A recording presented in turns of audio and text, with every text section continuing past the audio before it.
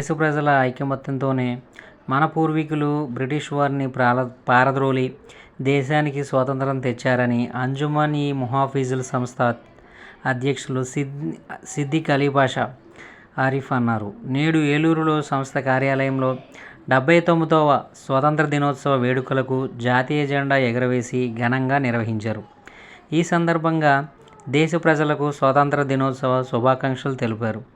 ఈ కార్యక్రమంలో Arif, secretary MD Islam Sharif, treasurer MD Kaleemuddin Ayaz, మాజీ president SM Akbar, EC member Mahboob Pasha, మాజీ ఈసీ మెంబర్ అబ్దుల్ బారీ ప్రసంగిస్తూ మతాలకు కులాలకు అతీతంగా దేశ పౌరులు మన ప్రాణత్యాగాలు చేసి తీసుకొచ్చిన స్వాతంత్రాన్ని మనం నేడు అనుభవిస్తున్నామన్నారు. ముస్లిం రాజుల నుండి సామాన్య ముస్లింల వరకు దేశవ్యాప్తంగా 8 లక్షల ముస్లింలు వీరమరణం పొందారు అన్నారు. వారి స్ఫూర్తిని నేడు అనుసరిస్తూ దేశ ప్రజలు ఐకమత్యంతో దేశ అభివృద్ధికి పాటుపడాలని కోరారు. మతాలు కులాల వారీగా నేడు రాజకీయ నాయకులు దేశ ప్రజలను వేరు చేయడానికి ప్రయత్నిస్తున్నారని, వారి కుట్రలను గ్రహించి భంగం చేయాలని పేర్కొన్నారు. ఈ కార్యక్రమంలో ఈసీ సభ్యులు తదితరులు పాల్గొన్నారు.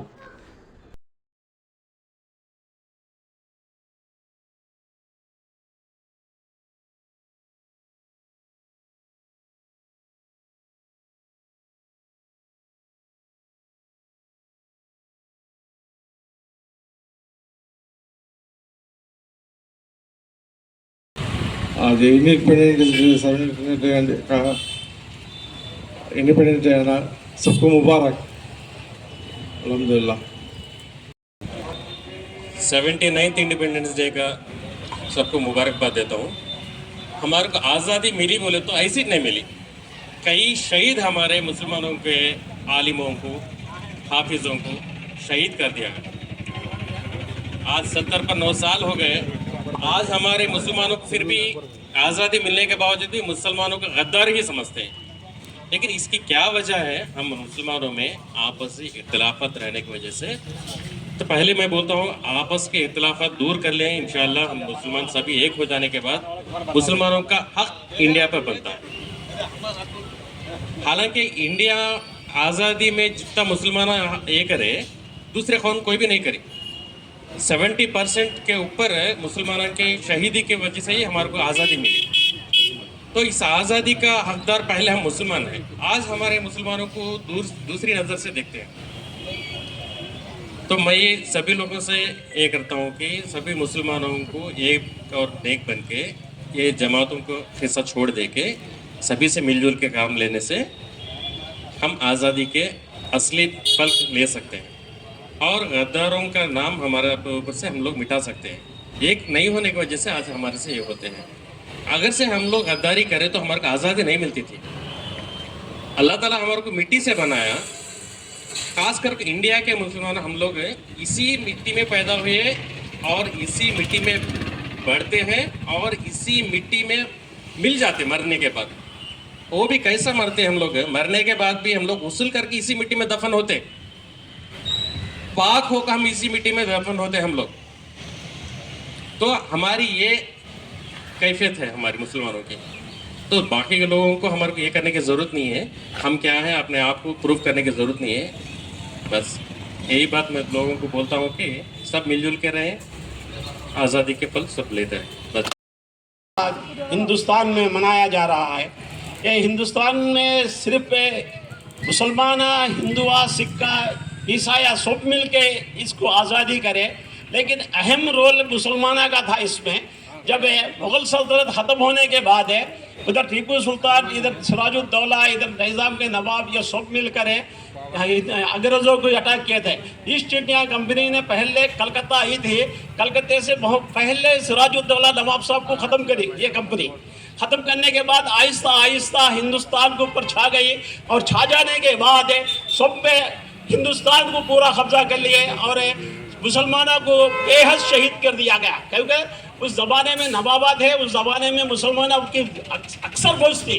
हैदराबाद के नवाब थे और सिराजुद्दौला कलकत्ते के नवाब थे और बेंगलुरु के टीपू सुल्तान ने, उनके वालिद ने बहादुर हैदर अली बहादुर थे, ये सब मिलकर अंग्रेजों का सामना करें।